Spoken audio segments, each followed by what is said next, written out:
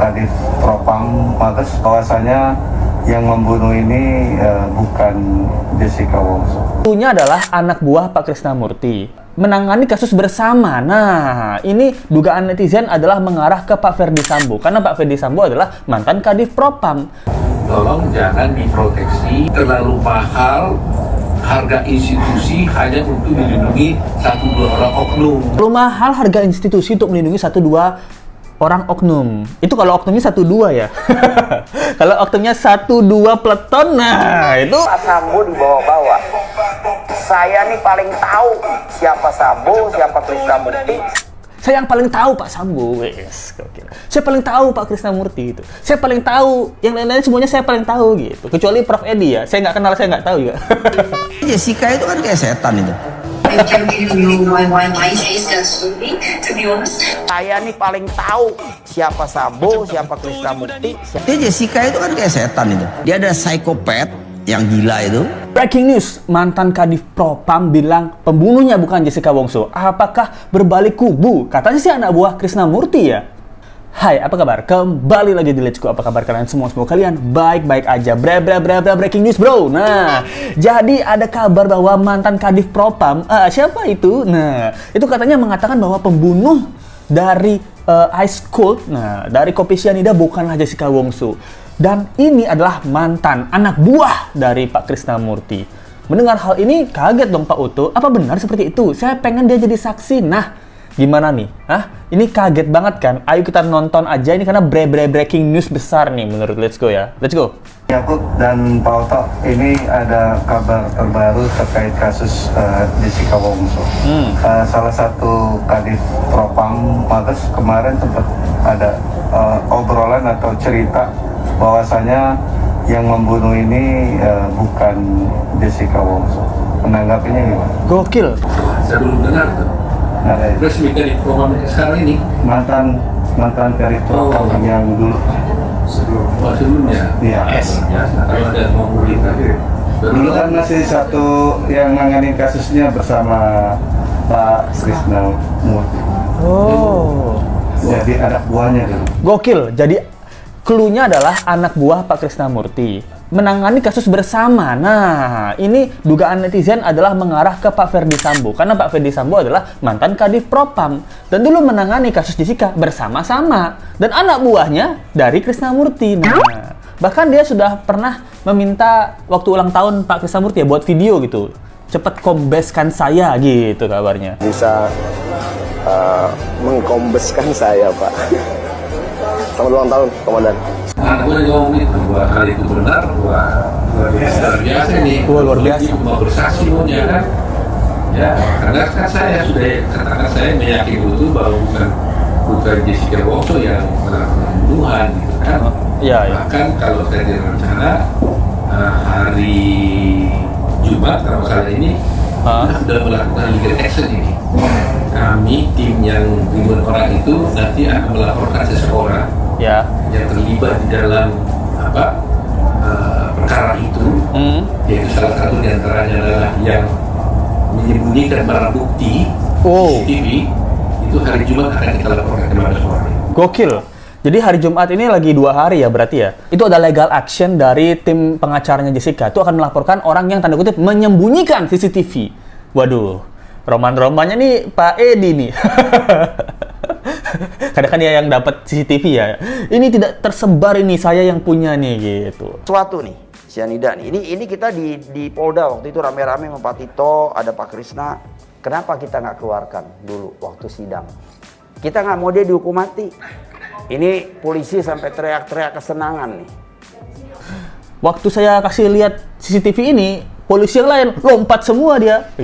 Dugaan Let's Go, Pak Oto akan melaporkan Pak Edi. Apakah karena tahu hal ini jadinya dugaan ya, ini dugaan mantan Kadif Propam yang dulu, yang kita duga adalah Pak Ferdi Sambo, itu berbalik arah untuk membantu Pak Oto. Nah, apakah seperti itu guys? Ya, kita laporkan. Saya katakan, saya harapkan kalau ini kita laporkan pada polisi dan pun ada oknum polisi di dalamnya, tolong jangan diproteksi, nggak usah, tapi harus ditindak. Terlalu mahal harga institusi hanya untuk melindungi 1-2 orang oknum. Nah, katanya kalau ada oknum di polisi, tolong jangan dilindungi karena ini mau dilaporin nih. Terlalu mahal harga institusi untuk melindungi 1-2 orang oknum. Itu kalau oknumnya 1-2 ya. Kalau oknumnya 1-2 peleton, nah itu gimana nih Pak tuh? Kalau 1-2 orang masih oke, 1-2 peleton, nah ini susah nih. Gimana menurut kalian guys? Jadi oknumnya ini harus dibersihkan supaya institusi Polri-nya bagus. Jadi nanti kalau mau melapor itu harapan kami daripada institusi kepolisian. Nah itu harapannya guys, takutnya kalau udah dilapor, dibersihin oknumnya ke institusi kepolisian itu sepi. Ya kan kita nggak tahu ya seberapa banyak oknum ada di dalam institusi kepolisian nih. Takut-takutnya kan sepi gitu. Ya, sudah ada bukti-buktinya sangat akurat sekali ya. Jadi kalau udah nanti terbukti bahwa CCTV-nya direkayasa, kemudian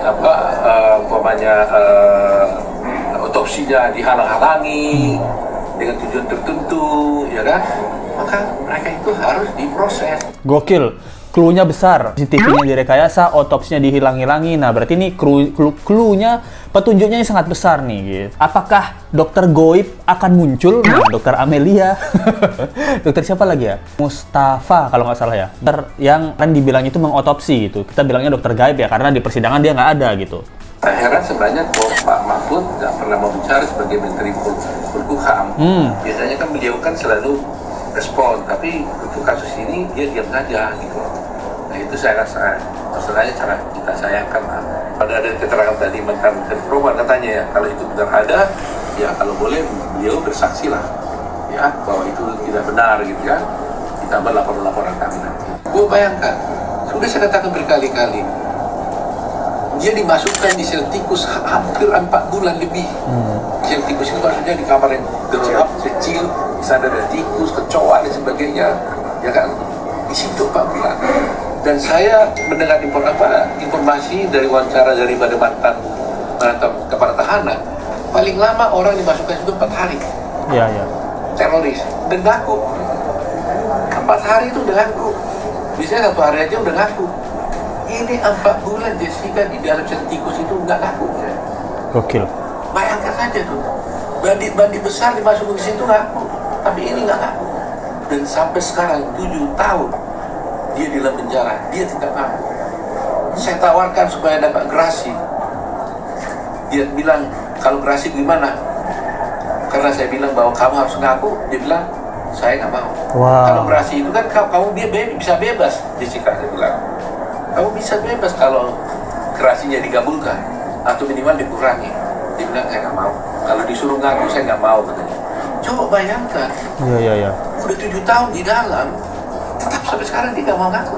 Oh, jadi memang ya Jessica ini menurut Let's Go ini salah satu membuat Let's Go tuh tanda kutip berpindah kubu ya. Karena 7 tahun bro, 7 tahun dia sampai nggak ngaku dan dia nggak mau dapat gerasi. Lebih baik saya nggak dapat gerasi daripada saya ngaku saya adalah pembunuhnya. Karena saya bukan pembunuhnya, itu yang pertama. Yang kedua, 4 bulan di sel tikus gitu. Para bandit-bandit atau teroris saja 3 hari itu ngaku. Jessica nggak ngaku-ngaku gitu di sel tikus gitu. Ini salah satu kenapa Jessica ini seteguh itu, sekuat itu gitu. Karena dia kayaknya udah nothing tulus gitu. Saya cuma punya pendirian bahwa saya bukan pembunuhnya. Kayaknya cuman itu yang dia punya, makanya sampai sekarang dia bener-bener nggak ngaku. Dan memang nggak ngaku mungkin memang bukan dia pembunuhnya gitu. Sampai akhirnya 7 tahun, itu karma baik gitu yang dia dapatkan gitu. Sekarang seluruh Indonesia mulai mencoba untuk membebaskan Jessica. Ini sudah menjadi kasus rakyat Indonesia. Tiap hari di TikTok ribut terus orang, ya kan? Karena itulah sebabnya ribuan orang advokat juga mau bersatu secara pro bono, gratis. Gratis. Sebenarnya nggak punya kerja, ada advokat itu. Sebenarnya advokat nggak punya kerjaan gitu. Ini kayaknya tuduhan Pak Edi Salihin ini ya biasanya ya gitu. Nah sampai sekarang saya juga penasaran. Coba itu Oliver, pemilik Oliver, itu nggak diperiksa. Ya benar. Kalau ada kejahatan di satu restoran, ya tujuan pertama kali yang diperiksa kan pemiliknya dong. Karena CCTV kan diambil dari situ. Saya mau pengen tahu kenapa nggak diperiksa gitu. Ada katanya di situ ada pembantu katanya disuruh buang celana. Kenapa nggak diperiksa gitu? Tahu di luaran dia merumuskan bahwa Jessica membuang celana. Tapi kita minta supaya diperiksa saksinya, nggak dihadirkan dalam persidangan. Kenapa? Ada apa ini? Nah ya benar juga ya. Kebesaran penasaran Pak Oto ini adalah pemilik Cafe Olivier. Ini kenapa nggak diperiksa? Kita udah pernah bahas di video sebelumnya ya. Pemilik Cafe Olivier salah satunya itu adalah suami dan juga artis Laura Basuki. Dia kayaknya punya saham di Cafe Olivier tersebut gitu. Kita udah pernah bahas dan beritanya juga ada di Google. Kalau kalian mau cari aja di Google.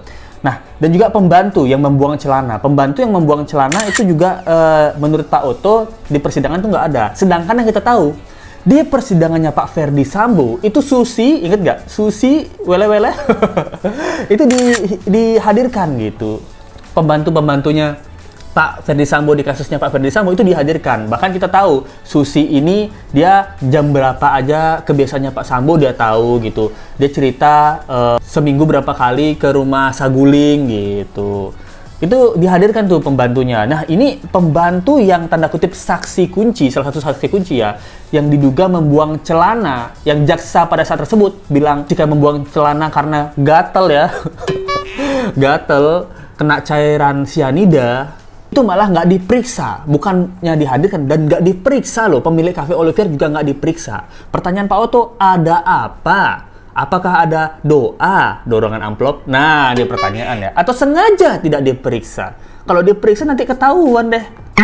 Tuntutannya bohong semua. Nah, ini pertanyaan ya. Pertanyaan Pak Oto dan pertanyaan kita semua. Sekarang no viral, no justice. Sudah viral pun belum tujuh. No justice juga sekarang, lebih berat lagi sekarang. Nah, sekarang kan Ice Cold muncul, Netflix muncul, udah viral terus. Diam juga tuh orang itu.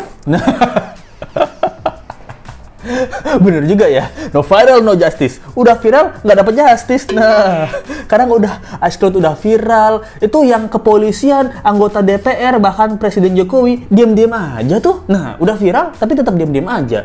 Jadinya kan ini kebas ya. Jadinya takutnya lain kali kita punya kasus nih, udah viral kemana-mana, udah seluruh dunia udah tahu.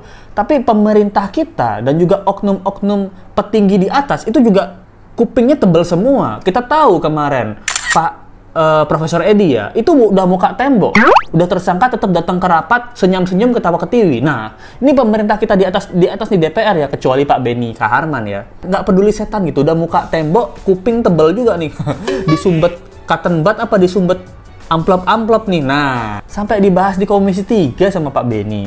Itu kan keresahan kita semua ya. Pertanyaannya, apakah benar Pak Ferdy Sambo adalah orang yang dimaksud mantan Kadif Propam? Ini kita lihat penanggapan dari Pak Edi. Satu lagi, kenapa Pak Sambo dibawa-bawa? Saya nih paling tahu siapa Sambo, siapa Krisnamurti, siapa si Hendro. Gokil, saya paling tahu. Ya deh, si paling tahu. Pak Sambo kita kenal baik sama beliau, tapi nggak ada yang ikut campur dia, sama sekali. Boleh dibilang mendekati nol. Gokil. Oh, oke. Jadi gini ya, jadi Pak Edi ini bilang, Pak Sambo ini kenapa dihubung-hubungin sih? Dia itu kayak, saya yang paling tahu Pak Sambo, wes. Saya paling tahu Pak Krisnamurti itu. Saya paling tahu, yang lain-lain semuanya saya paling tahu gitu. Kecuali Prof Edi ya, saya nggak kenal, saya nggak tahu juga. Dia benar nggak tahu dan nggak kenal ya. Ini kinerjanya di kasusnya Jessica itu mendekati nol, bro. Nggak dianggap bro. Mendekati nol itu perannya ya di kasusnya Jessica nih. Sedangkan waktu di sidang nih, tangani kasus kopi sianida, Ferdy Sambo jadikan putusan Jessica Wongso untuk meringankan hukumannya. Nah, Lesko masih ingat nih sidangnya. Jadi Pak Ferdy Sambo tuh mengatakan atau memberikan pernyataan bahwa Jessica Wongso itu di kasusnya Jessica Wongso, dia orang yang terlibat untuk putusan Jessica Wongso, makanya dia pengen dapat keringanan hukuman gitu, karena saya sudah membuka salah satu kasus terbesar di Indonesia pada waktu itu ya. Sekarang di 2023 ternyata putusannya salah.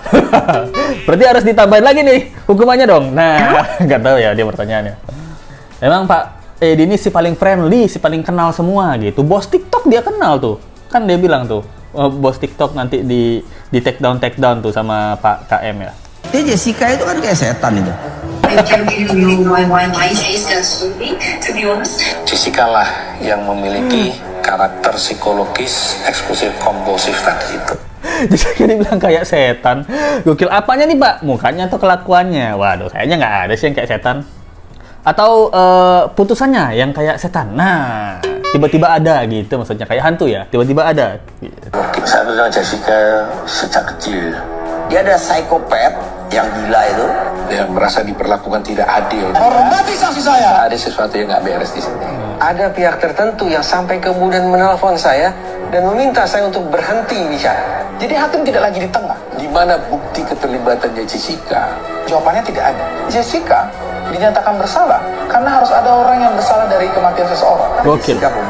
Saya yakin dia tidak bersalah. Gitu. Gokil, ice cold, melihat dari berbagai perspektif.